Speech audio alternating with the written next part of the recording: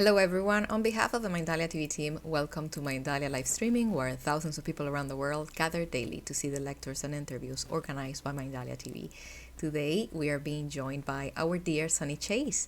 Sunny is not only the host of this show but also the host of ABC Solutionary Sundays. She is a chief strategist for Whole Lifetimes magazine, the longest running conscious magazine in America. Sunny is a producer, a moderator, and a mythbuster. Welcome, Sunny.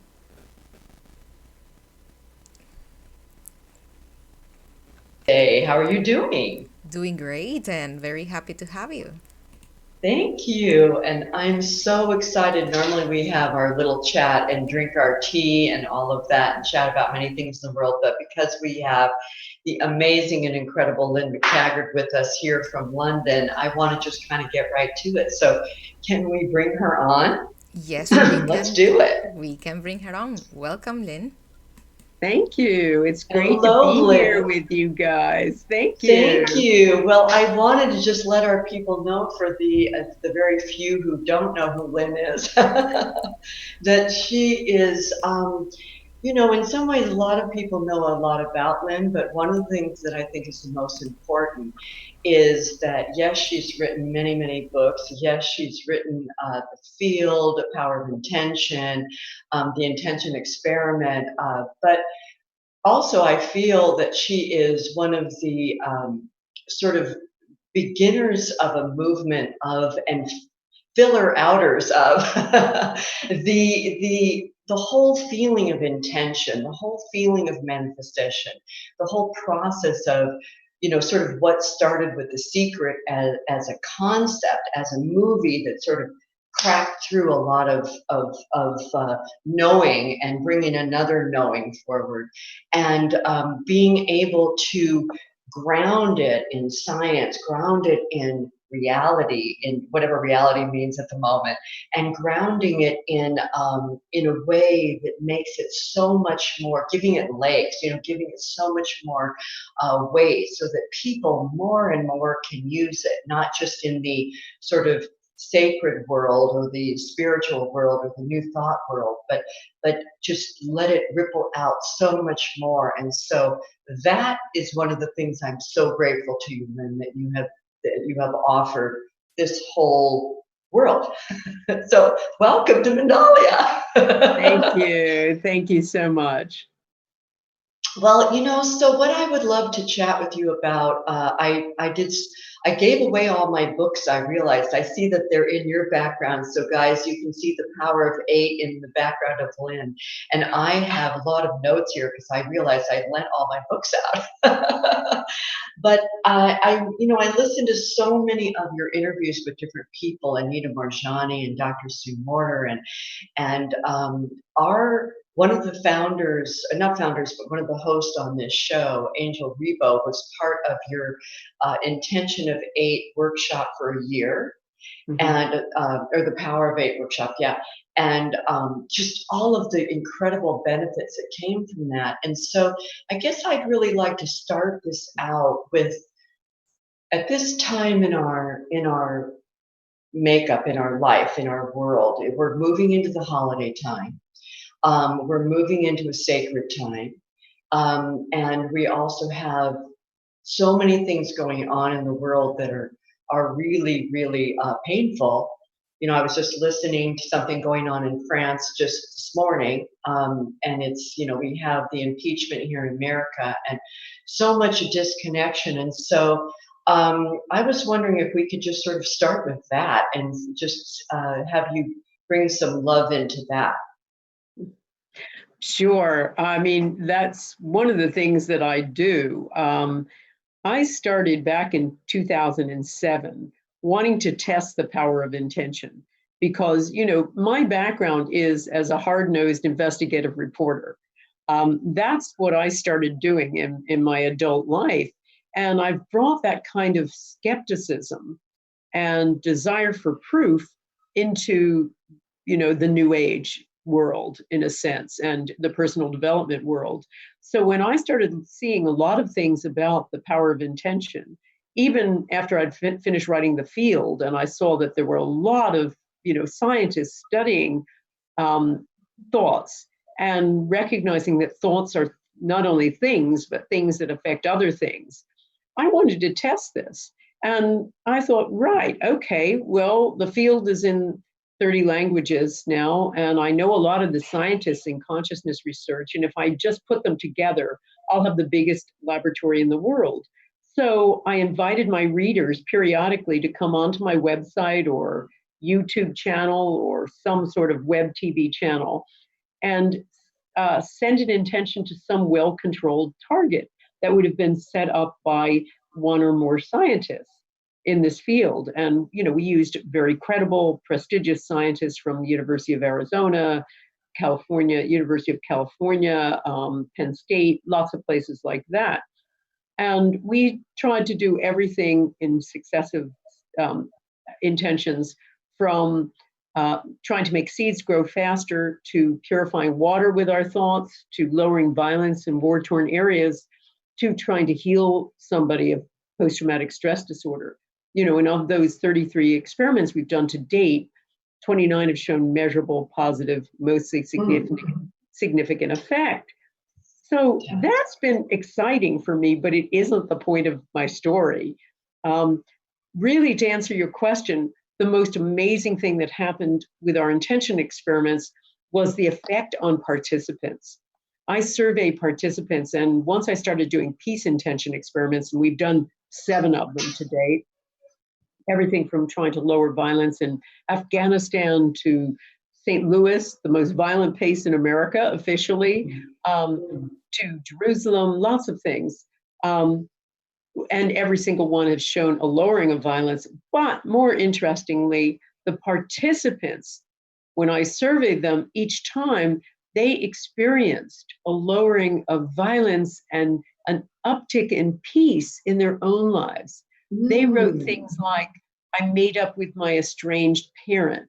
My husband and I are getting along so well. We never have got along this well before. I'm suddenly really liking my not so nice boss. My coworkers and I have really got together. My whole family is more loving, and on and on and on that they went. And the same thing with a healing experiment.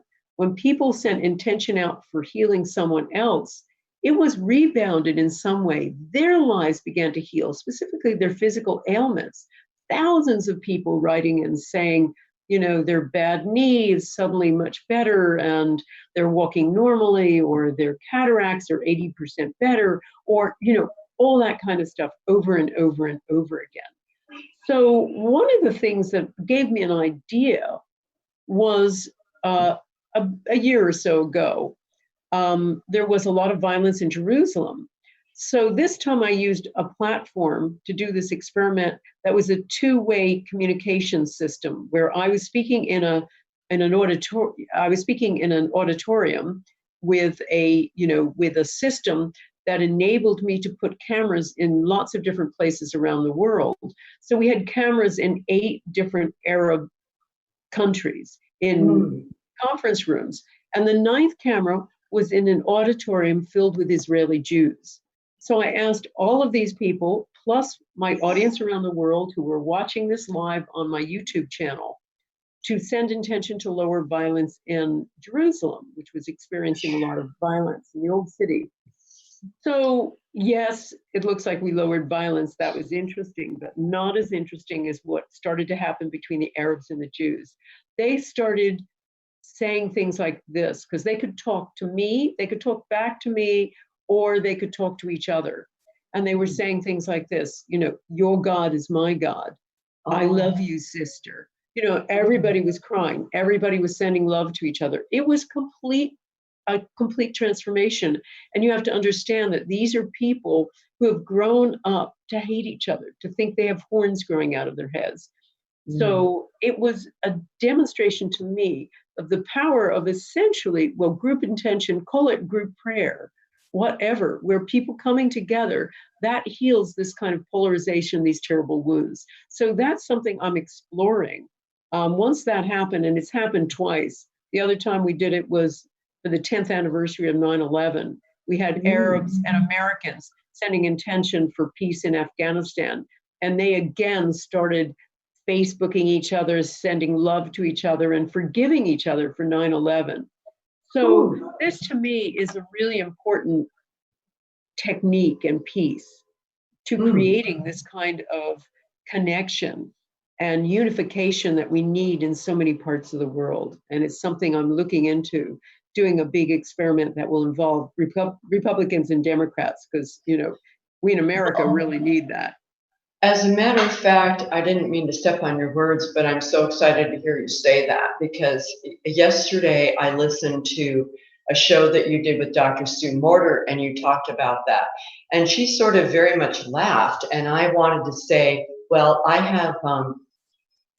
actually started an experiment, but I'm much smaller than you voice-wise. I think I'm taller than you in the real world, but about when we were having the election in 2018 on this show on Mindalia TV, my co-host and I, Angel Rebo, I don't remember whose idea it was first, but we came together and we had this idea of doing a hashtag, solo amor Capitol Hill, or only love Capitol Hill.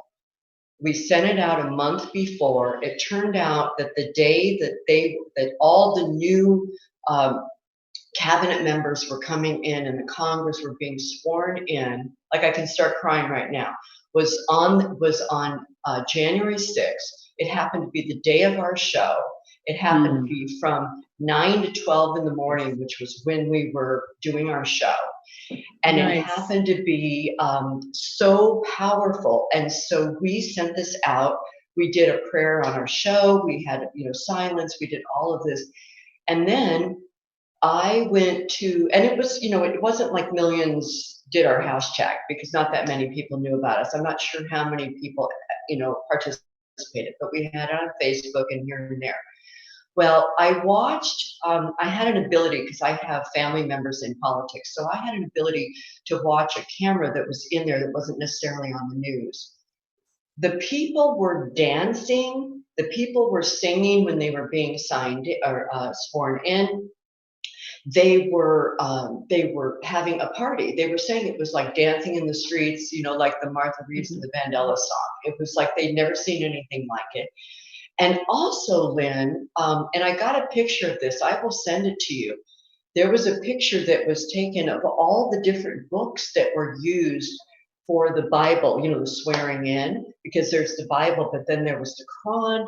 There were 10 other books that were books I've never heard of or seen. And I thought, it just gives me the chills to tell you this right now. So as we know, things have gone as they are, but I mean, I would love to give you our solo amor Capitol Hill or whatever and have you go for it, because I really see what's happening. And again, being a student of politics for so many years that I have been since I was a little kid because of my family, it just baffles me why the emotion has and the fear has come forward, and the love for each of the air we breathe, of the ground we walk on, of the schools, of our children, of our grandpeople, why that's sort of fallen to the side, and this other thing has come forward. So, yay, bless you, do it. And as I say, if you want to borrow our hashtag, go for it. Or take it, have it as a gift. Thank you, thanks. I guess I've got a hashtag of my own with the intention experiment, basically. But I appreciate that, and I love that story. What our plan. And by the way, I just want you to know that was inspired by your whole thing. So that's also why I'm telling you this. Well, thank you. That's so kind, and it's very flattering, and I love that idea. Our plan is really to gather together audiences that are on the other side. I have a very broad church. I invite everybody. I don't take a political stance publicly, because I find I have people on both sides. Whether it's Brexit, leave or remain over here, or in America, Republicans or Democrats, come to my events, and everybody is welcome. And what I'd like to do is have lots of audiences, some of which are Democrats, some Republicans. This is the plan. and have them all do an intention together and then see what happens between them. And that is, what I've seen over and over again is a kind of a healing of the individual and a creation of peace among them. And I'd like to explore that with one of our biggest crises America has faced. And of course, lots of places around the world. So we're not just looking in America, we want to do this in other places too. So it's part of a big plan and we are still formulating it, but it's something we really like to do for 2020. Well, count me in. If there's anything I can do, count me in 100%. Oh, thank you so much. That is so great. Thank you. Because I think it's also so, so important. And I think, we see the models of how things have worked for thousands of years with the Bushmen or the, different tribes around the world, and how, when people sort of say, well, that's just the way it goes. It's like, well, no. Let's lift that up. First of all, that's not actually true. And then let's also know that it doesn't have to be, even if it has been for a few years and it feels like it's always been that way. Yeah. Let's just crack through that. Yeah, absolutely. Absolutely. Well, and one other thing that I wanted to chat with you about, sort of taking that is, so in people's lives, we have been chatting. Many people have come forward. Dr. Bruce Lipton and Greg Braden, and the experiments that Greg has done with James Twyman, doing music, in places, war-torn areas where they're wearing vests and things to protect themselves because they're seriously in it right there, and things have been measurably brought down. And I know you've done so many experiments, and it's astounding that out of 33 experiments you've done, 29 have had measurable results. I mean, I'm not a scientist like you, but I do know that's those are rocket odds, girl. Yeah. And, I know. And just to clarify, by the way, Sunny, I'm not a scientist either. I'm a science writer, so okay. I write about, I'm a journalist. So I write about this stuff. And of course, I've now 4 books later, I know a lot about it, but I'm not a scientist. But I do track this stuff. And as I say, I have a real desire for proof and evidence. So all of my material is, I go through countless scientific papers, et cetera, to come up with the stuff and try to translate it into, plain English. But it's been so fascinating to me, not only about the effect of group intention in the big experiments, but also in the small experiments with power of 8 groups. That's what really ended up blowing my mind, because it really came about by accident. We were just starting to do this to try to scale down what we were learning with the intention experiments to a workshop setting. And I didn't really think it was going to be much more than a little mild feel-good effect to put people in small groups. And I, came up with the name by accident. We were just sort of saying, okay, how do we do this? And I turned to my husband and said, well, I don't know, maybe we'll put people in groups of 8 or so and have them send healing intention to a member of the group with a health challenge. And he said, being a great headline writer, he's also a journalist, I love it, the power of 8. And that's how it came about. We started this with workshops to put people in groups of 8, didn't expect it was going to be much. Next day, these first people came back and they were saying things like, I have terrible IBS and it's cleared today. I have terrible depression and it feels lifted. I have awful, terrible arthritis in my knees. I can't walk very well and I'm walking normally today. And, and on and on and on that went.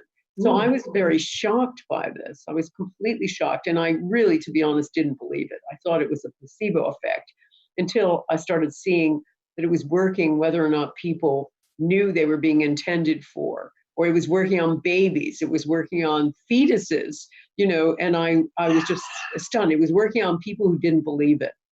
And so that really started the whole exploration of putting people in small groups and small group intention and finding out how extraordinarily powerful that is.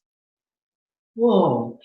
So, what we love about that is that you were explaining, and a little bit in the show so far, but also the power of the recipient, but the giver, the that element, that person of the group, or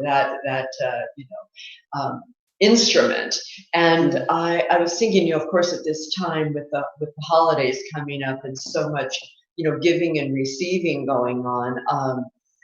And we're going to be doing a show on Mindalia about kind of another way of having holiday with, other ways of doing the environment and using our materials and things like that.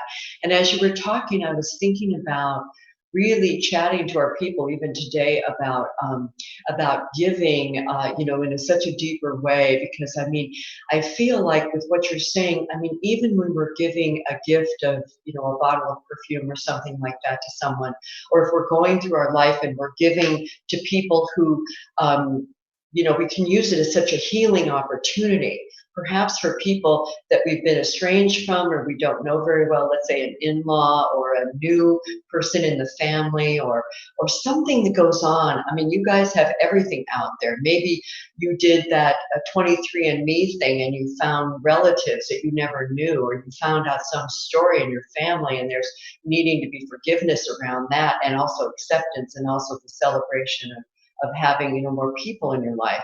But with that can come some, pain or whatever. So how awesome it would be during this giving time if we can use the actual, physical gift, but with that, the intention of deeper love or healing. So what do you think of that, Lynn?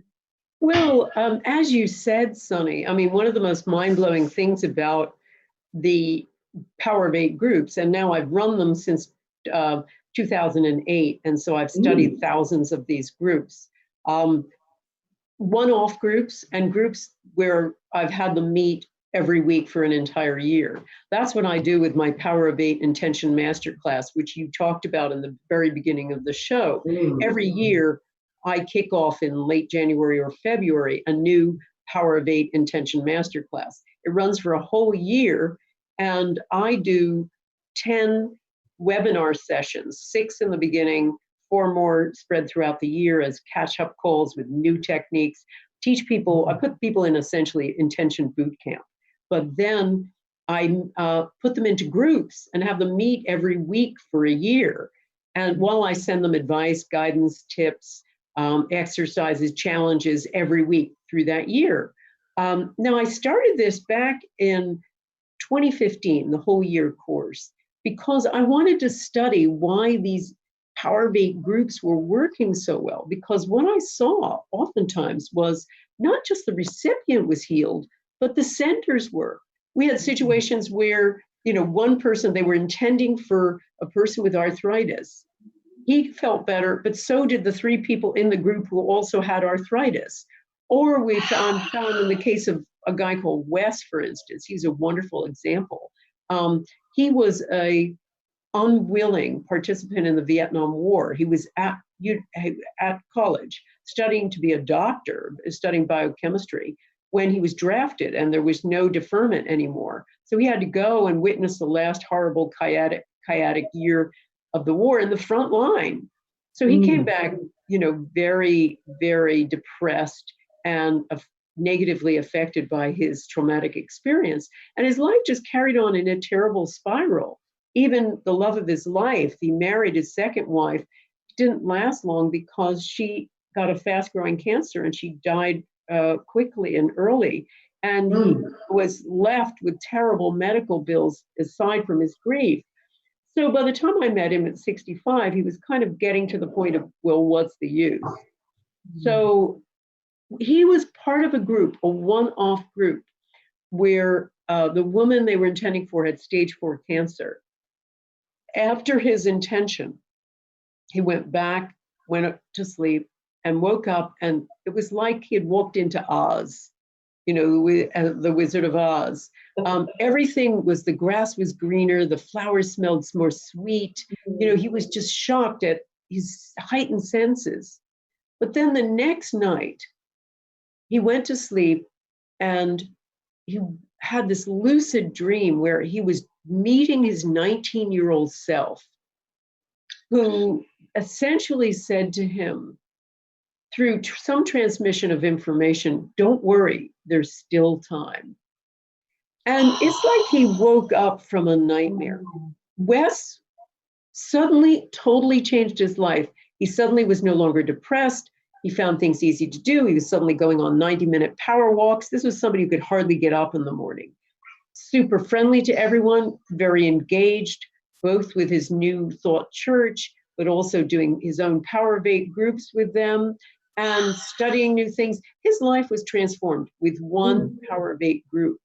Now, with my year-long course, I set it up as a year, the first one, because I wanted to study what was going on with these people. If they met every week for a year, would everything in their life heal? And I found that yes, if for those people who met regularly every week, pretty much 100% of them had major life transformations, whether it was with their health, their finances, their career, their relationship, even their life's purpose.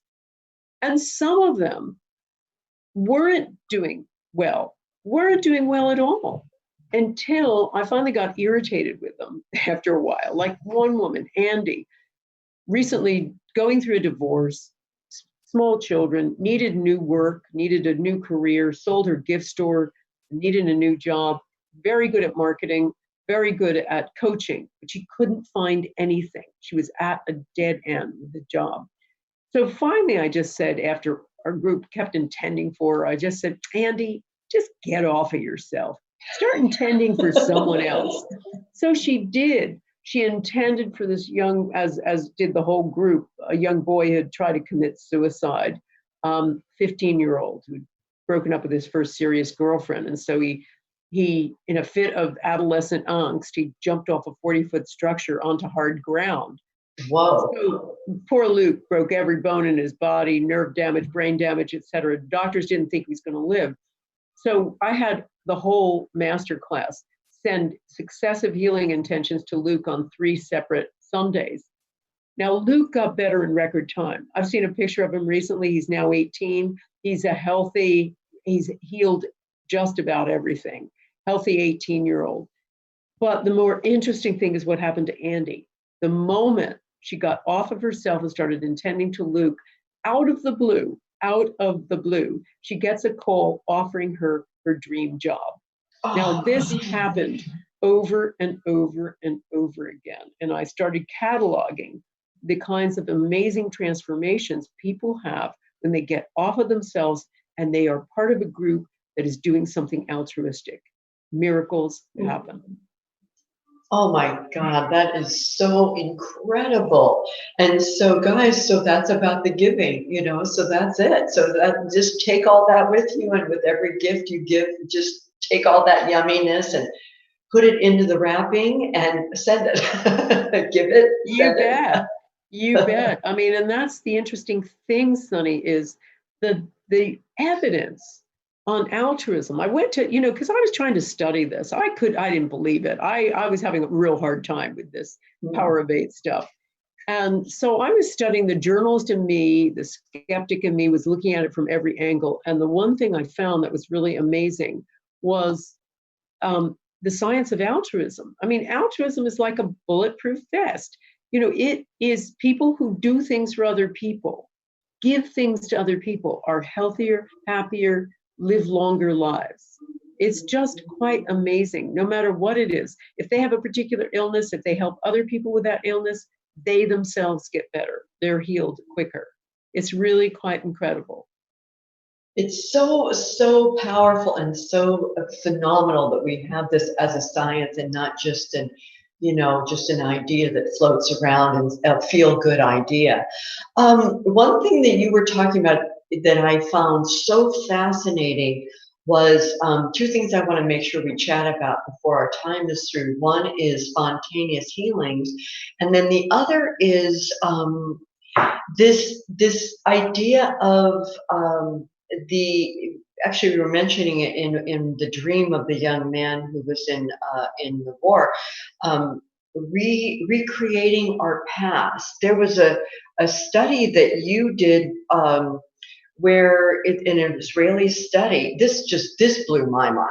An Israeli study that you did where these people had a very serious infection, a blood infection, and then the outcome was shifted. But I'd rather you chat about it Okay. and then go from there about how we can recreate our past a little bit. Okay. So let me talk about the past first, and then I'll talk about spontaneous healing. There was an Israeli professor named Leonard Levovici who wanted to debunk alternative medicine. So he came up with what he thought was an outrageous study. He was going to do a study of people with a serious blood infection called sepsis. And he divided them into two groups. He had, hundreds of them.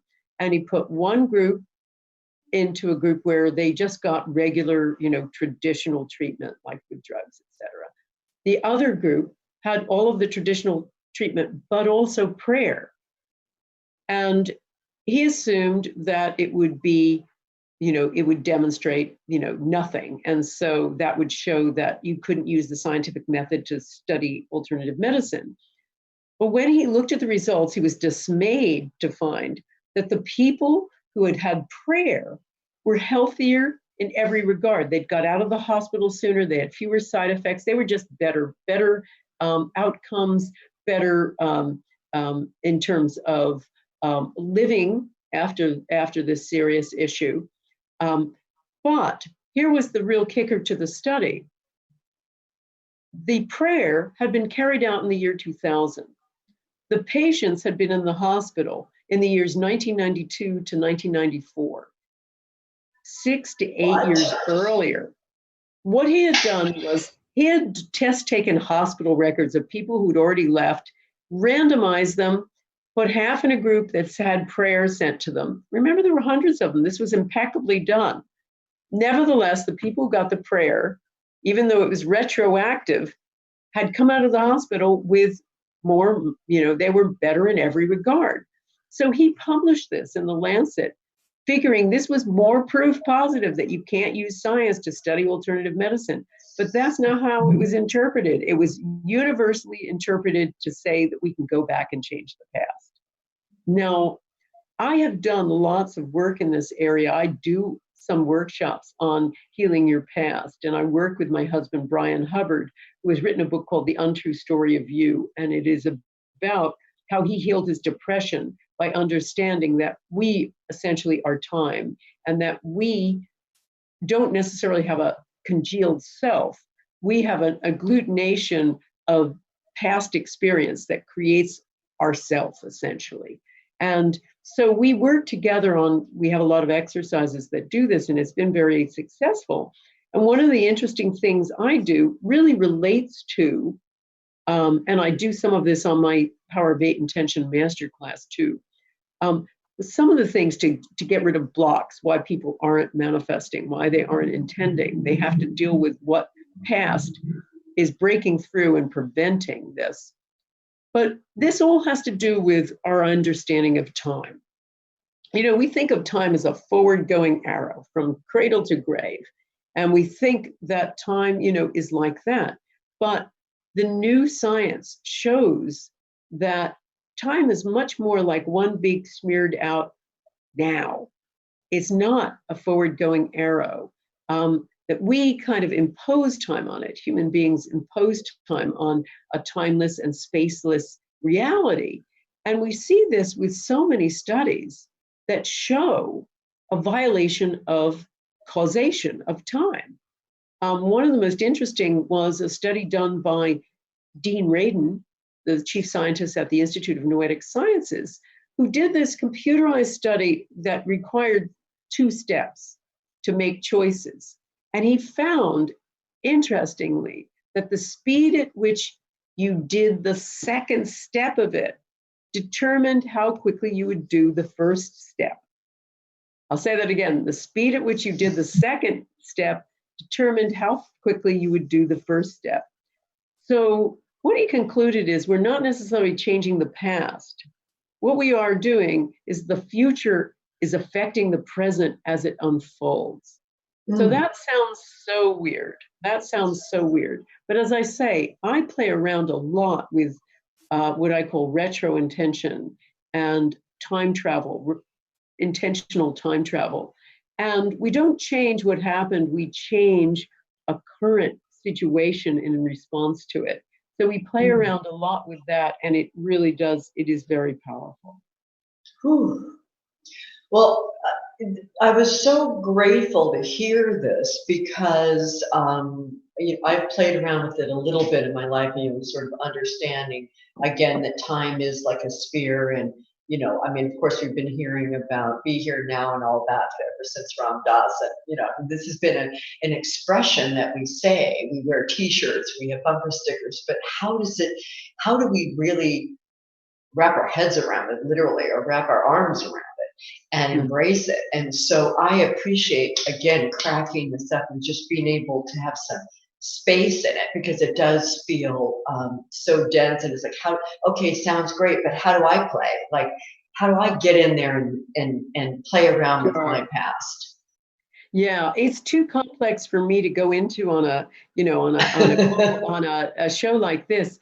But there are some very good techniques you can use that do eliminate the emotional charge that we have from our past. That's really the thing that we're working on all the time. And that's something I do in my master class. Now, you asked also about spontaneous healing, which is also really interesting to me. Why? Why these people? I mean, I'll give you an example. A few months ago, I did a talk at a conference in London. And there was a woman there who had been paralyzed from the neck down with some idiopathic paralysis. In other words, doctors didn't understand why. And young woman. And so usually when I'm doing a talk, I finish by putting people into groups and let them experience the power of 8. So I did. And her group was very emotional. And she, remember, she was paralyzed. She came in a motorized wheelchair. And she got up at the end of when I was asking for feedback, and stood and talked to the whole audience. And the whole audience was weeping. I mean, and it's not the first time. And I had one group not long ago where, we had a woman who had a stroke, and she couldn't focus her eyes after the stroke, and suddenly she could see clearly. And another woman due to have a knee replacement, and she did a deep squat afterward and was able to cancel her surgery. And, and on and on and on like that, even among skeptics. And so I kept wondering, what are the conditions? Because it doesn't work all the time, but it works enough of the time where we have to say something weird is going on here. And what appears to be the case is people enter what is like essentially an altered state when they do an intention in a group. When they're really in part of that, they feel and they report, because again, I take surveys, they report on this extraordinary energy, this feeling. They report on essentially the 5 conditions that people have written about. Many people, like the late psychologist Abraham Maslow, looked at peak experiences, and he said, yes, you'd feel a lot of energy, you'd feel this altered state, you'd feel this extraordinary sense of oneness with everything. You'd have this blinding epiphany of meaning, like everything suddenly makes sense. And then you have a rejuvenation. You change your life afterward. And people were reporting this over and over and over again.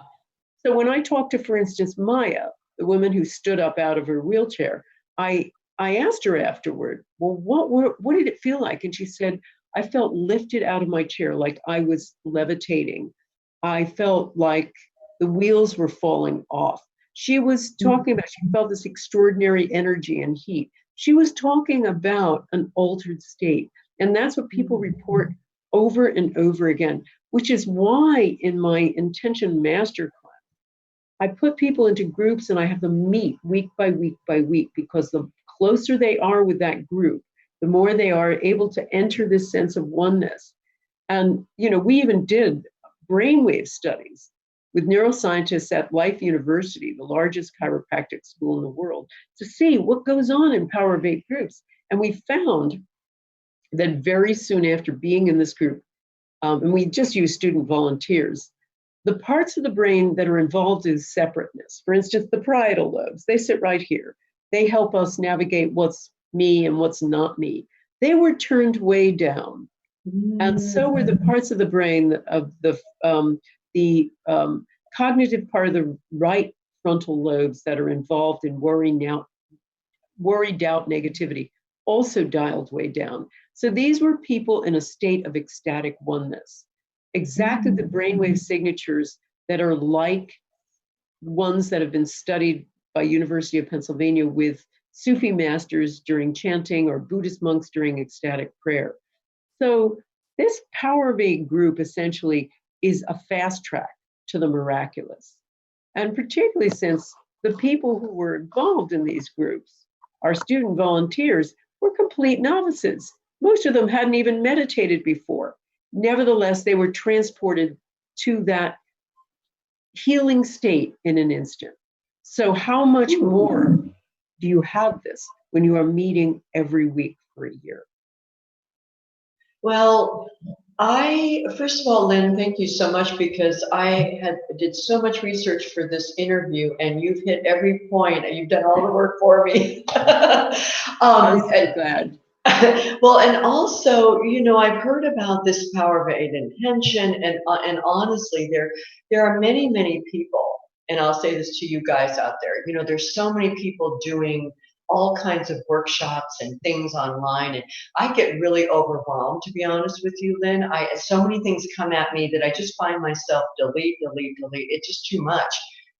But what you're saying in such a way is, I want to do this. Like, I'm going to do this next year. Like, you've sold me. Like, I don't understand how I cannot do it, because I'm so interested. I mean, if I put my money where my mouth is or whatever, I mean, I'm so interested in bringing up our world in my humble way wherever I am. That's why I do these shows. I also have a show on ABC. This is my life. This is what I do.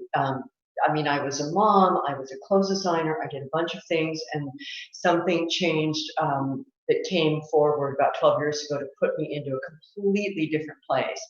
And I'm listening to you and doing this reading and seeing this and thinking, I do feel a bit of the fears I have. I do feel a bit of the sadness I have about past things that were interpreted a certain way that could be, let's turn that around. It can be interpreted another way. And any of that pain or forgiveness, stuff could burn away like this candle right here. And so I think, guys, let's all do this intention of next year. Let's do it. And let's do it. I really feel so strongly after talking to you that I must do it myself. Well, thank you so much. I mean, our course kicks off February 1st for people who are interested in it. We are opening the doors now. It sold out 6 weeks in advance last year. So we're hoping, that there will be room for everybody who wants to attend. But it's, I try to keep the cost way down too, because I want everybody to be part of it. And so you can find out more by coming onto my website, lynnmctaggart.com. You'll see it on the front page, and you can just click through with all the information. And, we have a special giveaway too, in the sense that for the holiday season, instead of buying your loved ones lots of stuff, if you buy a ticket for yourself and your loved one, we give you a lot of money off. So have a look at that. And instead of buying them more stuff, more material things, give them the amazing gift of a renewed and transformed life.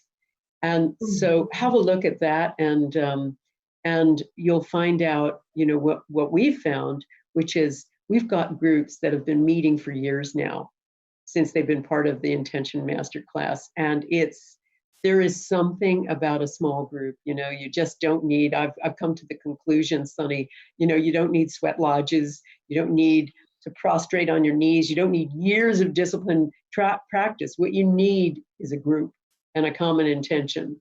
And miracles happen to you and everybody else in the group. Well, how beautiful is that? And sometimes people really demonize the whole concept of our beautiful technology we have, and then here we have the opportunity to be able to. I mean, here I am, even speaking from Los Angeles to London today, and we're bringing this to you guys wherever you are, all over the world, and then you can be in your own lovely home with your own brand of coffee or tea, and do this, and not have to, spend the money to go to all the different things that we have, even though that's, that can be fun. But I love the idea. I think over the years it's been a little overwhelming for me too, because I've been involved in many things like sweat lodges, like doing 10-day silent retreats. I mean, I've done a lot of that stuff off and on, and it can feel also overwhelming, like how much more of the big heavy lifting do I have to do to get to my next level? Yes, I'm at a plateau. I'm sure so many of you guys out there feel like, yeah, I'm at this plateau. I'm sort of treading water. And, this next year, 2020, is so important on so many levels for all of us individually. And I know most people who are listening to the show or who will hear it later are people who are rocking it, in all your own worlds, and you want to rock it more. So God, it makes me cry, kind of. It's like, let's get real and let's be in our infinity group, our power of 8, the shape of an infinity. Well, and you absolutely, I know, that's lovely. Again, it wasn't planned, but maybe there are no accidents, Sunny. But just what you said, one of the great things about Power of 8 groups is you don't have to meet in person. When I talk about people have met for several years, they've never actually met in person. We put people together in virtual groups, and they meet on Skype or they meet on Zoom. And some of them, as I say, they've never met. Now, some of our groups, we've had fun this year because we named all of our groups after things. And this year we named them after Beatles songs. And so we've had a couple of groups that, I think Roll Over Beethoven met in person. They all drove, some of them drove hundreds of miles to meet, and they were just amazed. We had a couple of groups that met this year, but most of them just meet virtually. We put people in their time zones and we have people all over the world. So we have people in Australia, we have people in the Middle East, we have people all over the world, and we just put them in friendly time zones so that they can meet easily. Oh, I see. That was going to be my other question. Yeah, no. So we're very careful. That's one of the questions we have when people sign up. Where do you live and where's your time zone? So that we can make sure to put them in where they can meet all the time. They're in the same time. My gosh. Well, Lynne, I'm so grateful that on this holiday time that we're sending this message out to people, so that our giving and our receiving can be so much deeper and so much more powerful. And we can remember that we can spontaneously heal from anything. We actually do have the power to do that. We have that great information that's going on in our cells that are communicating all the time out, and that our thoughts make such huge difference, and that we can change our past. Like Lynne was saying, it's a whole conversation to talk about that specific thing. But even in the feelings that we have about the past, we can start there, and we can do our own forgiving about whatever went on with us. Even, we as parents have a little bit of that stuff and just letting go of that and allowing this holiday time to be a time of renewal that way. It can be painful for some people going through it. So let's use it as, get under that pain and see really what's going on with that, and maybe acknowledge a few things, and then you sort of use that to go into the holiday dinner tables or the festivities that we're doing. And as I say, wrap up our love and our gift that we give to people and take all of Lynne's wisdom. But indeed, let us all read all of her books, because they're all amazing. And you've made them in a way that we lay people can understand that, but I feel smarter after I read your stuff. That's for sure. Thank you so much, Sunny. That's so sweet. Thank you. So Thanks I'm going to bring Myrna on because I know we're at our time. So Myrna, is there anything else that you want out of us that we haven't delivered Yes. so far? Well, first, we want to thank you for allowing the Mindalia TV cameras, for being a channel for your ideas, for all your wisdom. We are truly thankful for that. And of course, before we let you go, we just want to ask you, where can we find you, Dr. Lynn? Thank you so much. Well, for any of the stuff we've been talking about, for my books, my Power of Eight Intention Masterclass, and any signups for that, and for my podcast, Living the New Science, my weekly blogs, and we do an intention of the week for 3 very deserving people with health issues every week. My whole community does an intention for each of them on Sundays. So to find out about all of this, just come to lynnmctaggart.com. Well, thank you so much. And Yay. how about our dear Sunny Chase? Can we find you You can in find me, of course. Mindalia next week? Indeed. And then on ABC, KMET, Solutionary Sundays, every Sunday, of course, at 9 o'clock. And in the articles and all the fun that I do with Whole Life Times here in LA, which is also online, so you can get that internationally. And on Mindalia Music, where you can enjoy some of my tunes there singing. Yay! And to be continued, new fun things next year. So we'll keep that open.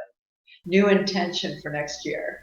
Yes, Brilliant. we will. Thank you again for allowing us, again, being a channel for your ideas and for your knowledge. Having said that, we just have to say goodbye for now, and we are very thankful. Until the next time, until the next connection with Mindalia live streaming. Bye bye.